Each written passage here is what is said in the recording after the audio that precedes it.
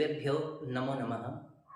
Jaipal Shastri Sanskrit channel में आप सभी का हार्दिक अभिनंदन है, स्वागत है। ये चैनल सभी विद्यार्थियों के लिए निःशुल्क दिया जा रहा है, इसका कोई शुल्क नहीं लिया जा रहा। आज हम फिर सूक्तियों के विषय में पढ़ेंगे। पहले भी हम कुछ ग्रंथों की सूक्तियाँ पढ़ चुके हैं जो बहुत ही आवश्यक हैं, जो हमारी परीक्षा में आती हैं।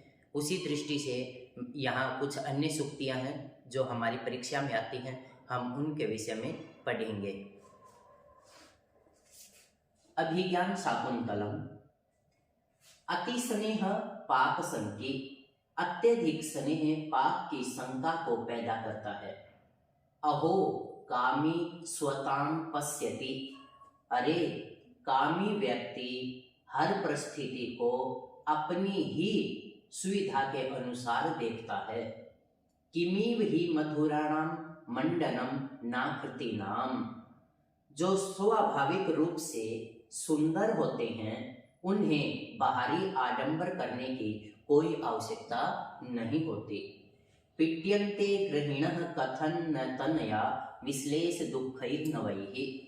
ये जो सूक्ति है, इस सूक्ति में कण्व जो ऋषि हैं, जब शकुंतला अपने पति के घर जा रही होती है उस समय उसे बड़ा कष्ट होता है।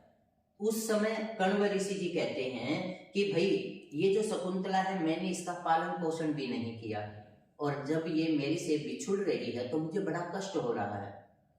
तो जो गृहस्थी लोग हैं, जब वे अपनी पुत्री का विवाह करके उनसे अलग होते हैं तो उन्हें कितना दुख होता होगा, अर्थात उन्हें तो बहुत ज्यादा दुख होता होगा।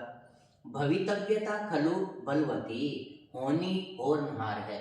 होनी कभी भी कहीं पर भी किसी के साथ भी हो सकती है। सताम ही संदेह पदेषु वस्तुषु प्रमाणवन्तः करण प्रवृत्तयः। कहता है कि जब सज्जन व्यक्तियों को किसी भी वस्तु या कार्य में संदेह पैदा होता है तो उनकी जो अंतःकरण है वही प्रमाण के रूप में माना जाता है। ये जो सूक्तियां है ये है शिशुपाल वध की। अथवा श्रेयसी केन तृप्यते, इसमें कहता है कि भाई धन से, लक्ष्मी से कौन तृप्त होता है। प्रतिकूलताम उपगते ही विधौ विफलत्वमेति बहु साधनता। बहुत ज्यादा साधन संपन्नता होते हुए भी यदि हमारे परिस्थितियां प्रतिकूल हैं, हमारे अनुकूल नहीं हैं, तो हमारा भाग्य भी विफल हो जाता है, हमारे सारे कार्य भी विफल हो जाते हैं। जिस प्रकार विपरीत परिस्थिति होने पर जो चंद्रमा है वह भी बहुत सारी किरणों से युक्त होते हुए भी घर्षित हो जाता है, अर्थात उसकी भी सारी क्रियाएं निष्फल हो जाती हैं। मंद मूढ़ बुद्धिषु विवेकिता कुतः। कहता है कि जो मंद और मूढ़ बुद्धि वाले होते हैं उनके अंदर विवेकिता नहीं होती।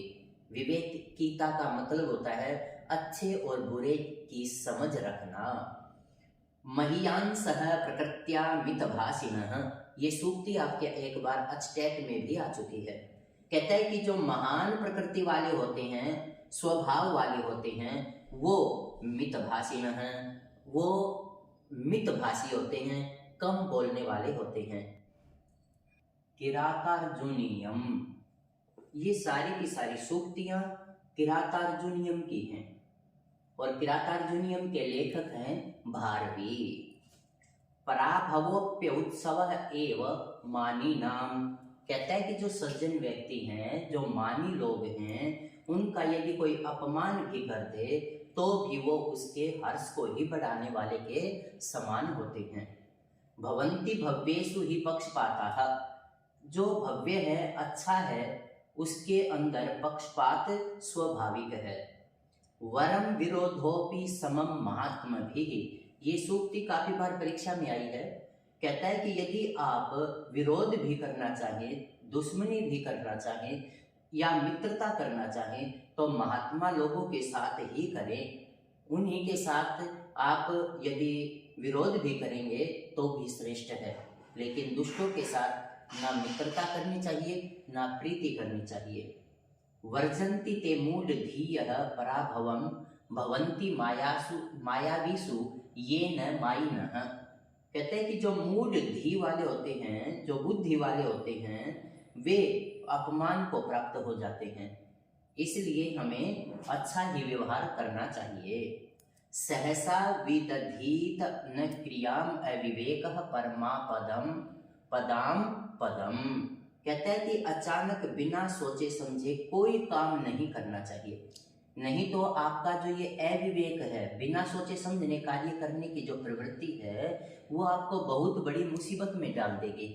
इसलिए हमें कोई भी काम करने से पहले सोच विचार कर लेना चाहिए। हितम मनोहारी च दुर्लभम वचः।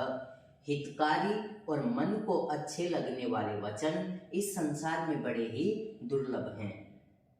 अब कोई हमें डांटे, इसका मतलब ये नहीं है कि वो हमारा शत्रु है, और कोई यदि हमसे मधुर वार्तालाप करे तो इसका मतलब ये नहीं है कि वो हमारा मित्र ही है।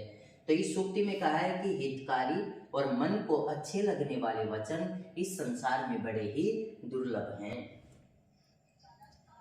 नैषधीय चरितम, ये सारी सूक्तियां नैषधीय चरितम की हैं।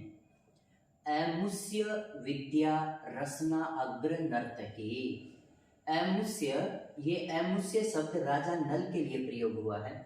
कहते हैं कि राजा नल के रसना के अग्र भाग पर, रसना मतलब जिह्वा के अग्र भाग पर विद्या नर्तन करते थे, नाचते थे। ये जो अमुष्य शब्द है ये षष्ठी विभक्ति एक वचन का और अदस शब्द का है।